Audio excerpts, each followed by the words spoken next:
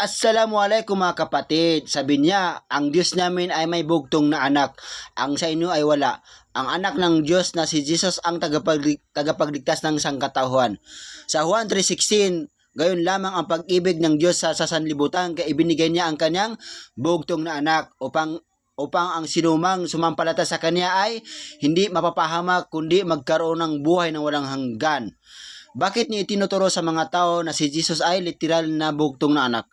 Gayon si David ay tinatawag din siyang bugtong na anak ng Diyos sa awit 2:7. Basahin niyo po, awit 2:7. Now, sino ngayon kay David at Jesus ang tunay na nagmamay-ari ng titulong pagiging bugtong na anak? Sino? Si Israel ang panganay na anak ng Diyos sa Exodo 4:22. Sabi mo pa, ililigtas tayo ni Jesus. Si Jesus ay ililigtas lang niya ang kanyang bayan sa Israel. Di kayo kasama doon, mga Kristiyano.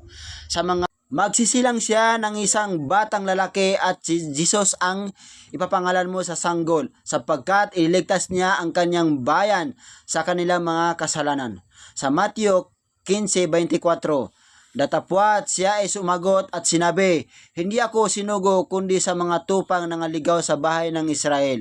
Matthew 10:5, ang 12 ito'y sinugo ni Jesus at sila'y ipinagbilinan na sinabi, huwag kayo magsitungo sa alinman mga Jintel o huwag kayo magsipasok sa alinmang bayan ng mga taga Samaria. Kundi bagkos nagsiparoon kayo sa mga tupang nangawaglit sa bahay ni Israel. Sinabi ng Allah sa banal sa Quran, at alalahanin na si Jesus ang anak ni Maryam ay nagbadya. O angkan Israel, ako ay sinugo ni Allah, ipinadala sa inyo, nagpapatibay sa Torah, mga batas, ipinadala sa inyo ng nauna pa sa akin. Assalamualaikum.